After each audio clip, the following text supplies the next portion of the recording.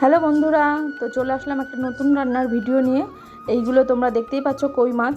তো কই মাছটাকে ভালো করে জল দিয়ে ধুয়ে নিয়ে নুন হলুদ মাখিয়ে ভালো করে সুন্দর করে ভেজে নিতে হবে। আর কড়াইয়ে দেখো তেলটা গরম হয়ে গেছে, আমি মাছগুলো সুন্দর করে ভেজে নেব। আর এই মাছের মধ্যে দিয়ে দেবো একটু টমেটো, পেঁয়াজ বাটা, আদা আর ধনে গুঁড়ো, জিরে গুঁড়ো আর একটু সামান্য লঙ্কা গুঁড়ো। তো কড়াইয়ে দেখো আমি বেশি করে তেলই দিয়ে দিয়েছি। আর এই রান্নাটা করতে একটু বেশি করে তেল দিতে হবে। তাতে আমি কালো জিরে ফোড়ন দিয়ে দিলাম। এরপরে আমি পেঁয়াজ বাটাটা দিয়ে দেব। আর পেঁয়াজ বাটাটা যখন ব্রাউন কালার হয়ে যাবে, তখন যে আদা বাটা, টমেটো আর ধনে গুঁড়ো, জিরে গুঁড়ো, লঙ্কা গুঁড়ো পেস্ট করে যখন ব্রাউন কালার হয়ে যাবে, তখন ওই পেস্টটা আমি দিয়ে দেব। দিয়ে ভালো করে কষতে হবে। কষতে কষতে যখন মানে মশলাটা দিয়ে তেল ছেড়ে দেবে, তখন বুঝতে হবে যে হয়ে গেছে। এই দেখো কালারটা কত সুন্দর কালার এসছে।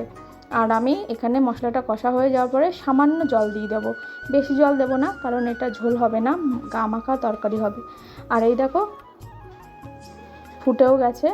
এবার আমি মাছগুলো সুন্দর করে দিয়ে দেবো। তারপরে হালকা আঁচে 10 মিনিটের মতো মাছটা আমি রেখে দেবো। দেখো কি সুন্দর ওপর দিয়ে তেল ছেড়ে গেছে। আর নামানোর আগ দিয়ে একটু সামান্য গরম মশলা দিয়ে দেবো। আর মাছটা গরম ভাত দিয়ে খেতে অসাধারণ লাগে। এই তরকারিটার নাম হলো তেল কই। তোমরা অবশ্যই